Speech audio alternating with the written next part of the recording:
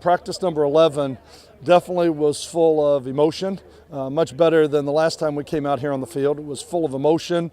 It was full of turnovers, and there was a lot of plays that were made out there today, and about 150 play scrimmage that you get excited about some of the things that our defense did. But as soon as you get excited about the defense, you got to start looking at it and saying that's our offense. And that's the hard thing about spring ball, is really getting evaluation. Are you that good on defense or that poor on offense? And so it's encouraging to see the defense step up. I've said this before, we're going to have to win different ways than we did in the past, with 9 starters gone on offense and trying to replace a lot of guys on the offensive side of the ball, especially guys that handle the ball every day, and having quite a few guys back on the defensive side. We're going to have to win different ways, but I thought our defense stepped up today, and I was really encouraged with what I saw out of them in the scrimmage. And I think it's a real testament to the upperclassmen on the defensive side of the ball and the way these guys are working. And it's scrimmages like this where your confidence starts to be built.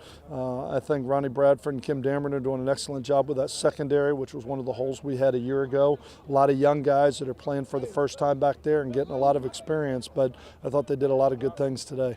Yeah, there was a couple of those. There was a couple of communication breakdowns. I know one of Scotty's over on the sideline. He threw the out, the receiver ran the go, and the corner sitting there uncontested to catch it and walk into the end zone. There was a couple of those. And, offensively, when you're putting in an offense, you have some of those things are going to start to happen where you have some communication gaps, but we can't tolerate them. We can't accept them, and you can't say it's okay. But those are the things that we need to get corrected to get everybody on the same page and everybody going in the same direction. But there was a couple of those today. And I think that's one of the reasons that we've taken the red jerseys off of them. Let's let them get out here and be live. They're going to get hit in the game. And they took some shots out here today. They took some shots, and they're proving their toughness not only to me but to this football team. Every single day they stand back there and do the things they're doing. But very encouraged with their mobility and the way that their escapability and some of the plays they were making with their feet.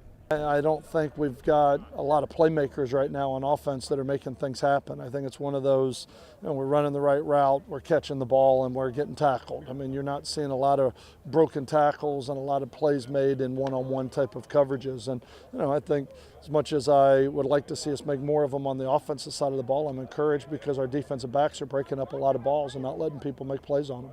We are. I mean, and we came out here, I've got 1,000, 1,100 yards, whatever it was last year, to see Kenneth Dixon run the ball. I'm not looking to pound him. I want to see what some of these other guys can do. And I think Blake Martin and Brandon Seats have both done a really good job, and they're competing for that backup role. But you got to see him live, and you got to see him get hit. And we certainly didn't do a very good job of protecting the ball today. Well, I think he's done an excellent job. I think those two right now have been fighting for that second spot. I mean, Tevin King, I'm excited to get him back, but I think both of them have done a really good job this spring. Both of them are learning what they're doing. They're competing their tail off. They're definitely earning a role on this football team. But I think Blake Martin is just his attitude, his energy, how hard he goes every day, all the intangible things that he brings to this football team that makes it exciting to watch him play. The effort and the energy. It's not just the effort, but it's the energy when they're running on the field and talking to each other and communicating with each other and being into it. And I think it's probably a combination of the standard that we were setting from a week ago, and also them getting in a little bit better shape from all the practice and what we've been doing, and them getting in football shape. And I think they did a much better job today, a lot more energy, still looking for the leadership on this team. Still looking for that. I'm not going to say it's rare, because I thought the defense played with emotion today. I thought, even though they created 10 turnovers, but they were definitely the more emotional team today. Between the offense and the defense. They were emotional, they were talking, they were kind of yapping it up out here on the field, talking to each other, encouraging each other. I just thought they played with a lot of energy today. And when you do that, that carries over, and that's infectious, and that goes over into the whole defense. And then, you start playing harder, you start hitting harder, you start playing more physical.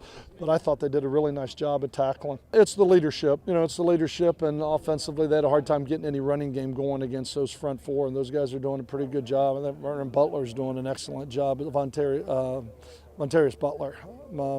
Vernon Butler. I'm learning. I got the last names down.